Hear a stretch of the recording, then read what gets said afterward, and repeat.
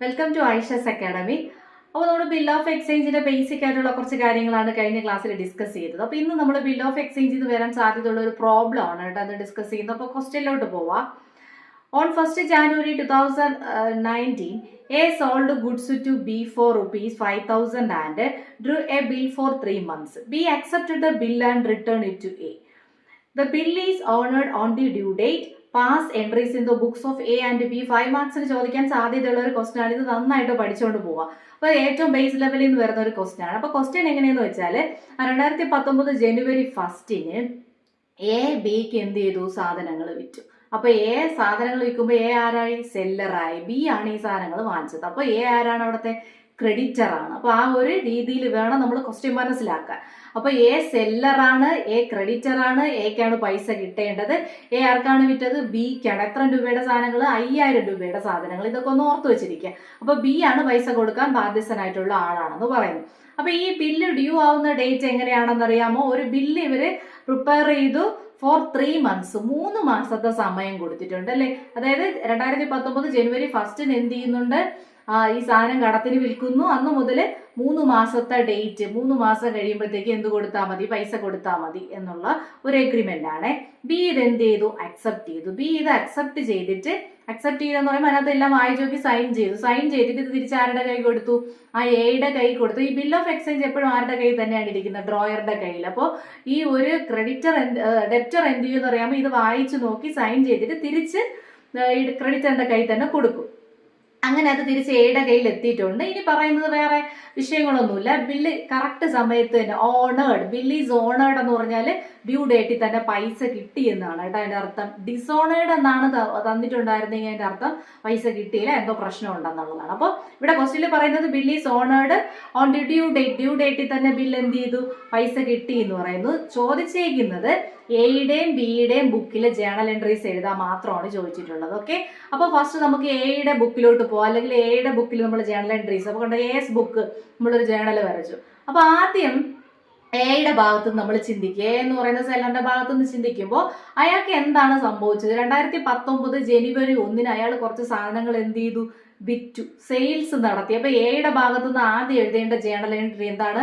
ആ സെയിൽസ് നടത്തി. Normally sales നടത്തുമ്പോൾ cash account debtor to sales എന്നാണ് ജേണൽ എൻട്രി നമ്മൾ പഠിച്ചിട്ടുള്ളത് അല്ലെ. അത് ക്യാഷ് സെയിൽസ്. ഇവിടെ നടത്തിയത് എന്ത് സെയിൽസ് ആണ്? ക്രെഡിറ്റ് സെയിൽസ് ആണ്. ക്യാഷ് കിട്ടിയോ? ഇല്ല. ക്യാഷ് തരാനുണ്ട്. ആര് തരാനുണ്ട്? ബി തരാനുണ്ട്. അപ്പൊ ക്യാഷിന്റെ പകരം നമ്മൾ നോർമലി എന്തായിരിക്കും? ക്രെഡിറ്റ് ട്രാൻസാക്ഷന് ആരാണോ വാങ്ങിച്ചുകൊണ്ട് പോയാൽ അവരുടെ പേരിലുള്ള അക്കൗണ്ട് ആണ് നമ്മൾ എഴുതുന്നത്. അപ്പോൾ ആ എയുടെ ബുക്കിൽ ആദ്യം നമ്മൾ ബിൽ ഓഫ് എക്സ്ചേഞ്ചിലെ പ്രോബ്ലം തരുമ്പോൾ ആദ്യം നമ്മൾ എഴുതേണ്ടത് സെല്ലറിന്റെ ബുക്ക് എഴുതുമ്പോഴത്തേക്കും ഈ സെയിൽസ് നടത്തിയതിന്റെ ജേണൽ എൻട്രി. അപ്പോൾ B's account debtor to sales account 5,000 എഴുതി. നമുക്ക് അതിനകത്ത് എന്തില്ല? ആ ഡൗട്ട് ഇല്ല. ഇനി എന്ത് ചെയ്യുന്നറിയാമോ? ഈ സെയിം ഡേറ്റിൽ 2019 ജനുവരി 1 ഈ ഒരു ക്രെഡിറ്റ് സെയിൽസ് നടത്തിയിട്ട് നമ്മുടെ എ എന്ത് ചെയ്തെന്നറിയാമോ? ആ ഒരു ബില്ല് എഴുതി തയ്യാറാക്കി എന്ന് നമ്മൾ പറഞ്ഞിട്ടുണ്ടായിരുന്നു അല്ലേ. എന്ത് ചെയ്തു?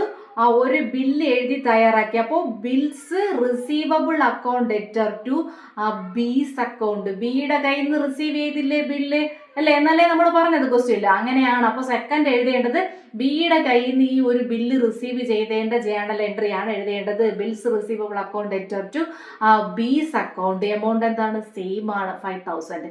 രണ്ട് കാര്യങ്ങളും കഴിഞ്ഞ് ഇനി ഈ ബില്ലുമായിട്ട് ബന്ധപ്പെട്ട ട്രാൻസാക്ഷൻ സംഭവിക്കുന്നത് എപ്പോഴായിരിക്കാം? 3 മാസം കഴിഞ്ഞിട്ടാണ് അല്ലെ. 3 മാസം എന്ന് പറയുമ്പോൾ നോക്ക്, ജനുവരിയിലാണ് ബില്ല് എഴുതി തയ്യാറാക്കിയത്. ഫെബ്രുവരി, മാർച്ച്, ഏപ്രിൽ 1 ആവുമ്പോഴാണ് ഇത് 3 മാസം അല്ലെ. 3 മാസം കംപ്ലീറ്റ് ആവുന്നത്. ഈ ബില്ലിനെ സംബന്ധിച്ച് ബില്ലിന് എന്തുണ്ടെന്നറിയാമോ? ആ ഡേയ്സ് ഓഫ് ഗ്രേസ് എന്ന് പറയുന്ന 3 ദിവസം എക്സ്ട്രാ തരും. നോർമലി ഈ ബില്ലിന് ഡ്യൂ ഡേറ്റ് വരേണ്ടത് ഏപ്രിൽ 1 അല്ലേ. 3 മാസം കറക്റ്റ് ആവുന്നത് ഏപ്രിൽ 1 ആണ്. പക്ഷേ ആ ബിൽ ഓഫ് എക്സ്ചേഞ്ചിന് ഡ്യൂ ഡേറ്റിനെക്കാളും എക്സ്ട്രാ ആ 3 ദിവസം തരുന്നുണ്ട്. അതായത് ആ ഒരു കാര്യം കൂടെ ശ്രദ്ധിക്കണേ. ബിൽ ഓഫ് എക്സ്ചേഞ്ചിന്റെ പ്രോബ്ലം വരുമ്പോഴത്തേക്കും കറക്റ്റ് 3 ഇപ്പൊ ഏപ്രിൽ 1 വെച്ചിട്ട് കറക്റ്റ് ഏപ്രിൽ 1 4 എന്ത് കിട്ടേണ്ടത്? ആ പൈസ കിട്ടേണ്ടത്. അപ്പോൾ ഏപ്രിൽ 4 2019 ആവുമ്പോഴത്തേക്ക് എന്ത് സംഭവിക്കും? ഈ ബില്ലിന്റെ പൈസ കിട്ടും. അപ്പോൾ cash account debtor to bills receivable എന്ന് എയുടെ ബുക്കിൽ 3 ജേണൽ എൻട്രീസ്, അത് 3 നമ്മൾ അവിടെ എഴുതി. ഓക്കെ, അപ്പോൾ ഡൗട്ട് ഒന്നും ഇല്ലാന്ന് വിചാരിക്കുന്നു. അടുത്ത് നമ്മൾ ബിയുടെ അടുത്തോട്ട് പോകും. ബിയുടെ ബുക്ക് എഴുതാൻ പോവുകയാണ്. ആ ബിയെ സംബന്ധിച്ച് 2019 ജാനുവരി 1 ബിക്ക് എന്ത് സംഭവിച്ചു?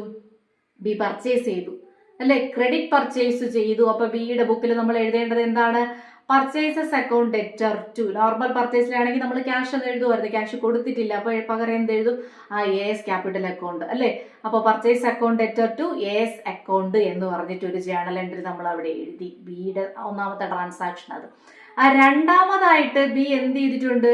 അവിടെ ബില്ല് കൊടുത്തിട്ടുണ്ട് അല്ലെ. ബിൽസ് നേരത്തെ നമ്മൾ എയുടെ വരുന്നപ്പോൾ ബില്ല് റിസീവ് ചെയ്തതായിട്ട് കാണിച്ച്, അതുപോലെ ബിയുടെ ബുക്കിൽ വരുമ്പോൾ എന്ത് നമ്മൾ കാണിക്കണം? ബിൽസ് പേയബിൾ ആയിട്ട് അത് കാണിക്കണം. അപ്പൊ എങ്ങനെ എഴുതും? S account debtor to bills payable account. Amount same ആണ്, 5000. ഓക്കെ.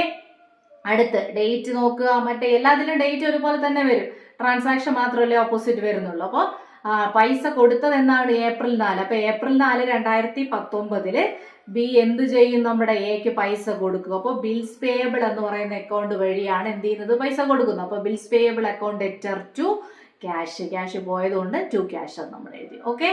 അപ്പോൾ ഈ ഒരു ക്വസ്റ്റ്യൻ, ഇങ്ങനത്തെ ഒരു ക്വസ്റ്റ്യൻ ആണ് നമ്മൾ ബിൽ ഓഫ് എക്സ്ചേഞ്ചിന്റെ ഏരിയയിൽ നിന്ന് 5 മാർക്സിന് വേണ്ടിയിട്ട് നല്ല ഡീപ്പായിട്ട് പഠിക്കാൻ വേണ്ടി. ഇനി ഇതുമായിട്ട് ബന്ധപ്പെട്ട് ബില്ല് ഡിസോണർ ആകുമ്പോൾ എങ്ങനെ, ഡിസ്കൗണ്ട് ചെയ്യുമ്പോൾ എങ്ങനെയെന്നുള്ള കുറച്ച് പ്രോബ്ലംസ് ഇവിടെ ഉണ്ട്. അത് നമ്മൾ അടുത്ത ക്ലാസ്സിൽ നോക്കും. അപ്പോൾ കൂടുതൽ ക്ലാസ്സുകൾക്കായിട്ട് എൻ്റെ ചാനൽ സബ്സ്ക്രൈബ് ചെയ്യുക. Okay, by.